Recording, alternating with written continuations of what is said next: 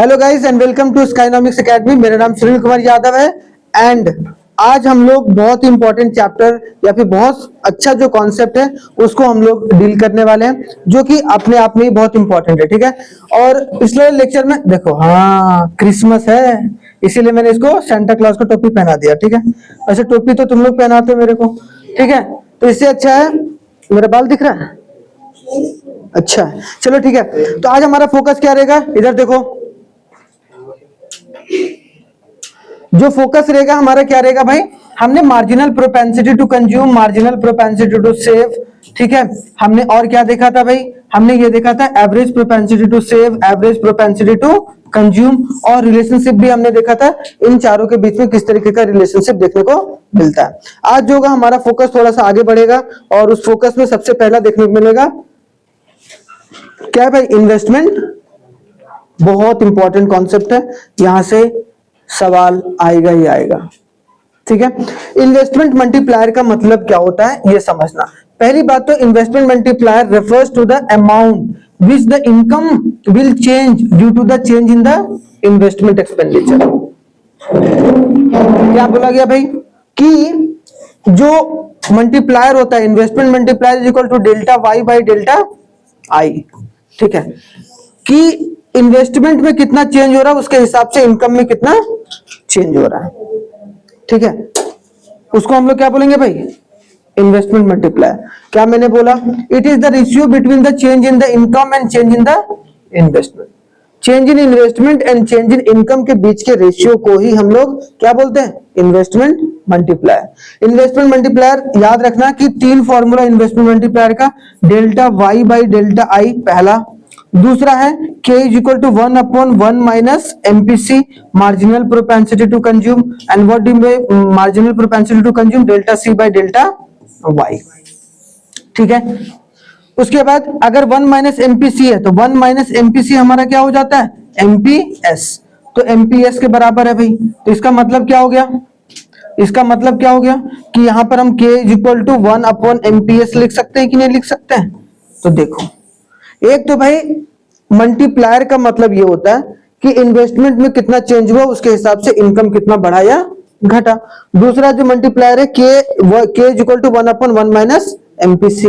तीसरा जो है k इज इक्वल टू 1/एमपीएस। ये तीनों अपने आप में इंपॉर्टेंट है। और एमपीएस का जो होता है फॉर्मूला वो क्या होता है, MPS is equal to delta S by delta Y, कि इनकम कितना बढ़ा और घटा उसके हिसाब से सेविंग कितना बढ़ा और घटा। इसको एग्जांपल के तौर पर समझना थोड़ा सा इंपॉर्टेंट है। जैसे समझो, एग्जांपल में ये बोला गया कि मैकेनिज्म किस तरीके से काम करता है इन्वेस्टमेंट मल्टीप्लायर। जैसे मान लो एग्जांपल के तौर पर government makes a new investment, सरकार ने 1000 करोड़ रुपए का इन्वेस्टमेंट करा। सरकार ने कितना करा, न्यू इन्वेस्टमेंट, मतलब इन्वेस्टमेंट कितना करा भाई, 1000 करोड़ का करा कि नहीं करा।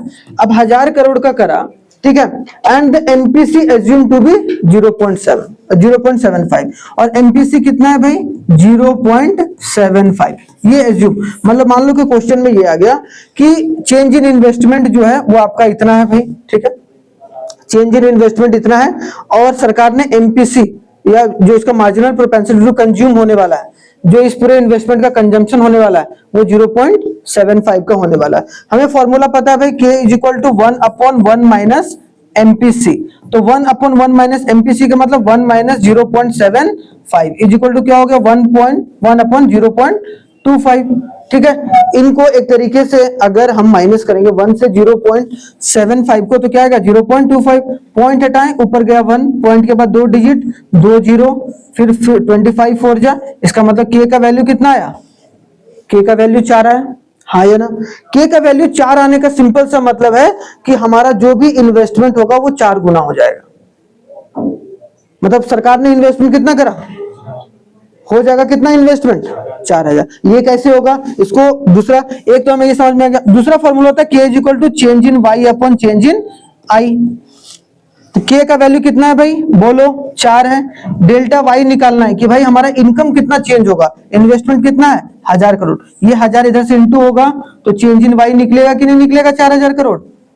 तो सिंपल सी मतलब ये है कि 1000 इन्वेस्टमेंट बढ़ा और घटा या फिर बढ़ा, उसके वजह से हमारे देश में इनकम कितना बढ़ेगा 4000 करोड़ का, इसका ये मतलब है।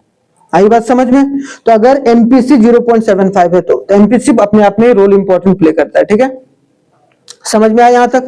हाँ भैया, क्लियर? चलिए आगे देखो भाई। नेक्स्ट क्या है इसका डायग्राम, किसका? इन्वेस्टमेंट मल्टीप्लायर का। अभी हमने क्या देखा भाई? इन्वेस्टमेंट मल्टीप्लायर के होता है भाई, और ऊपर डेल्टा वाई होता है, नीचे डेल्टा आई होता है। अगर सब में देखो, जैसे कि एमपीसी में देखो, एमपीसी में delta C by delta Y, Y नीचे आ रहा है, देख रहा हूं इसमें क्या है?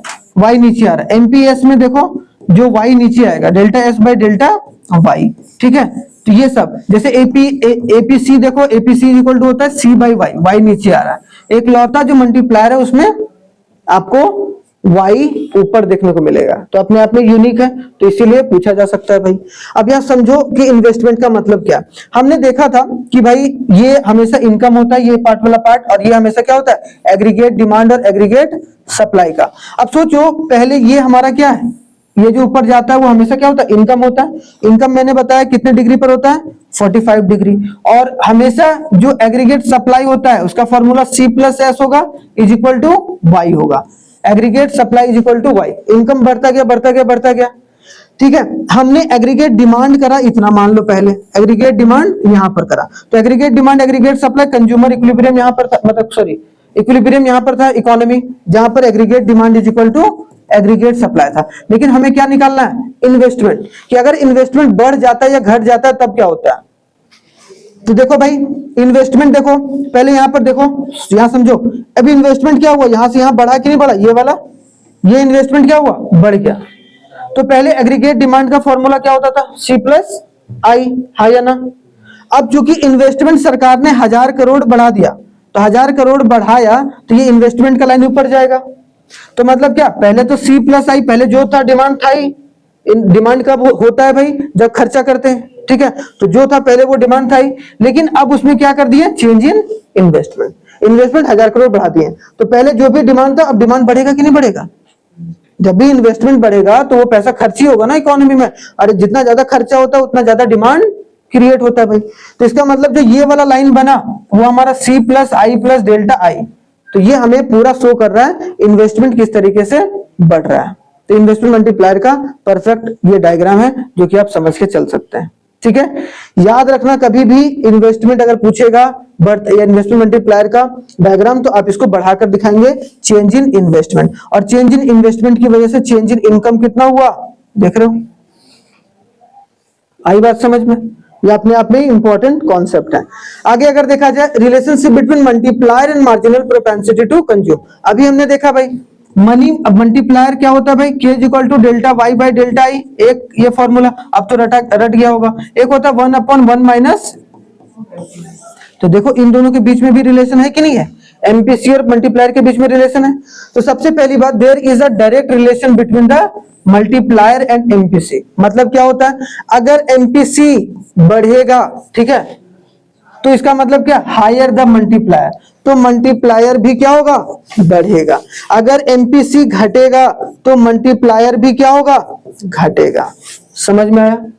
हाँ या ना? ठीक है, दूसरा, in fact the multiplier is estimated using the following equation, जो कि हमने बताया K is equal to 1/1 minus MPC. ये जरूरी याद रखना है कि अगर जो है वो डायरेक्ट रिलेशन किसके किसके बीच में रहता है? एमपीसी और मल्टीप्लायर के बीच में। ठीक है, मतलब MPC and K is directly proportional to each other. क्या होगा भाई? Directly proportional to each other.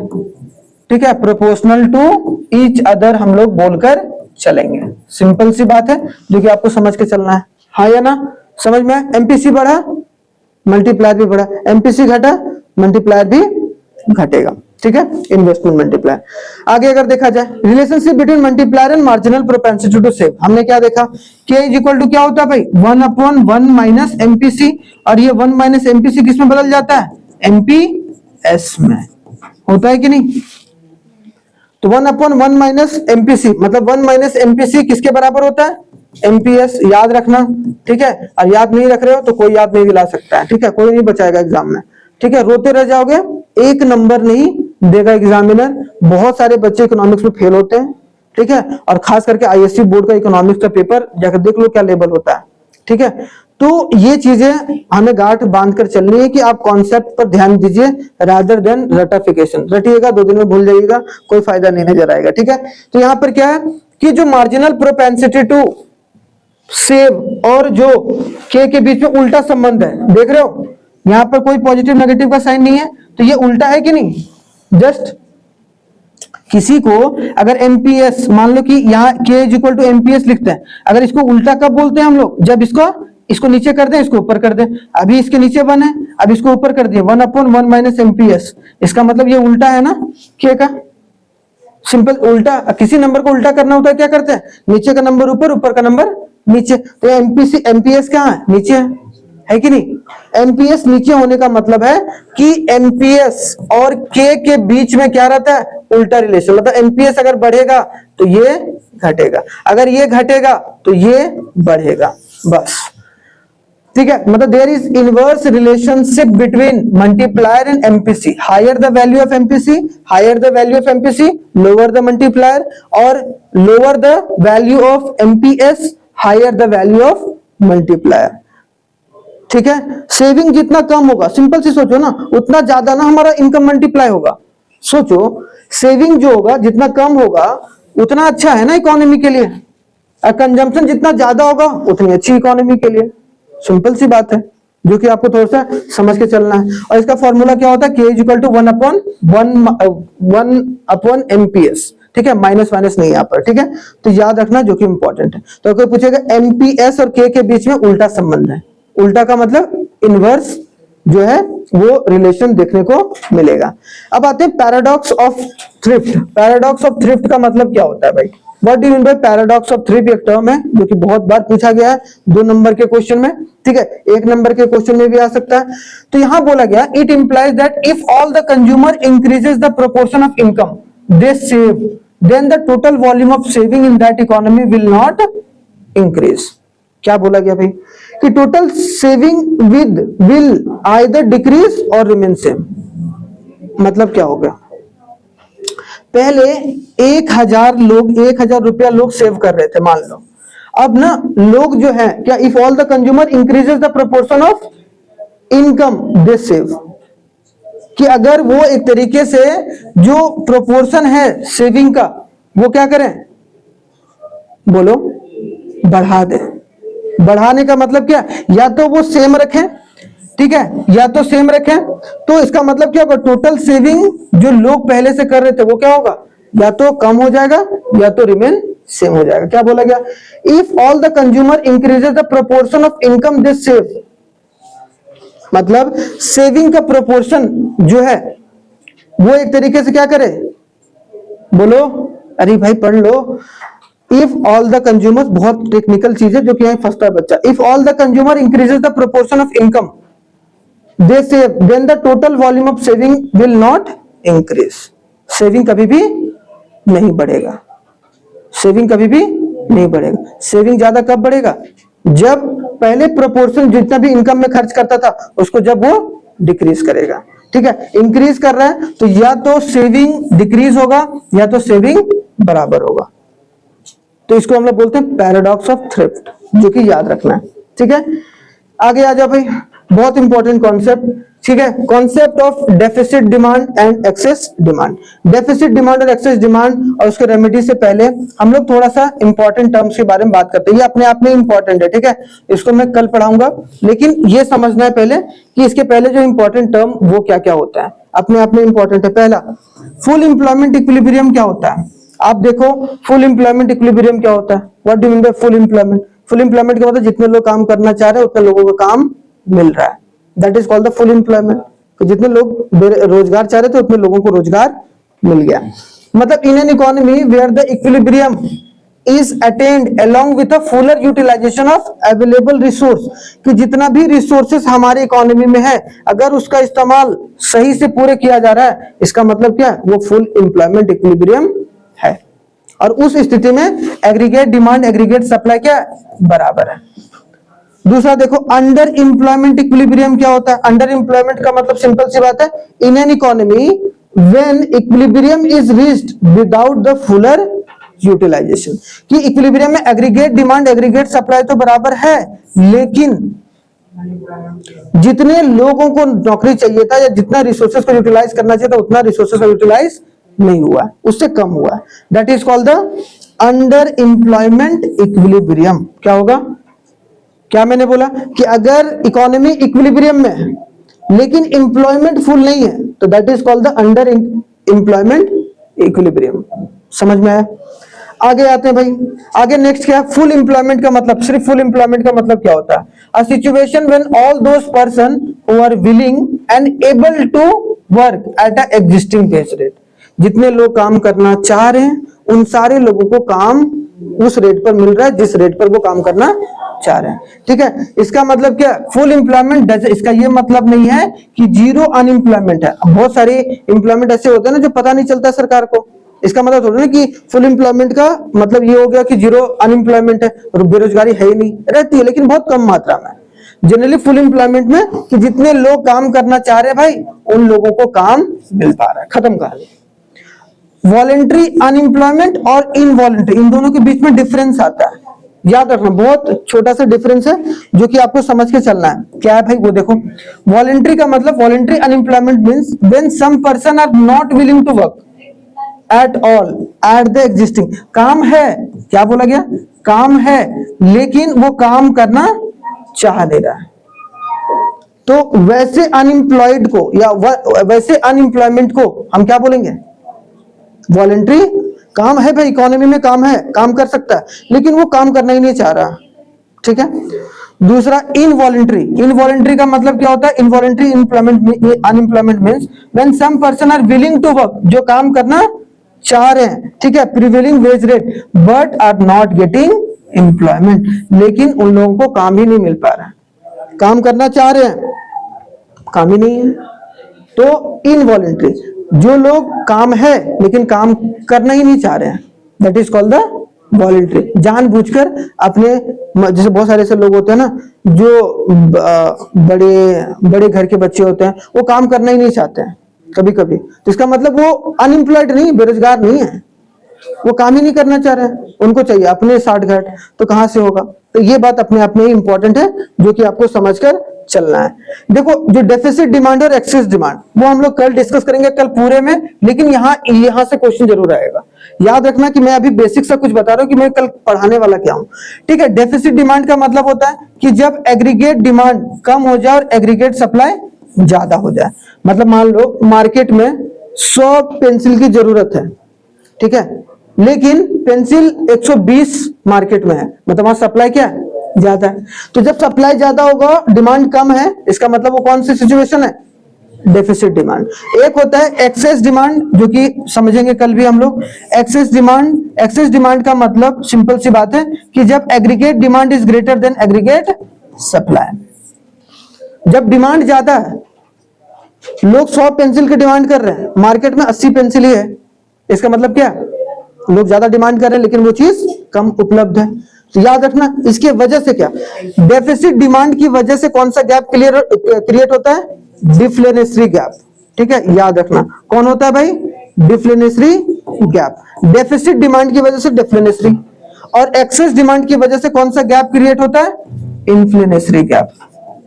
ठीक है, तो ये बात जरूर याद रखना है जो कि इंपॉर्टेंट है। और ये दोनों गैप के डायग्राम, एक ना एक डायग्राम है, हर एग्जाम में आया है, हर एग्जाम में आया है। मतलब या तो इन्फ्लेनेसरी गैप कैसे बनाते हैं वो बनाइए, या फिर आप डिफ्लेनेसरी गैप कैसे बनाते हैं या कैसे होता है इकोनॉमी में, उसके बारे में। ठीक है, बहुत इंपॉर्टेंट है तुम लोग के लिए खास करके।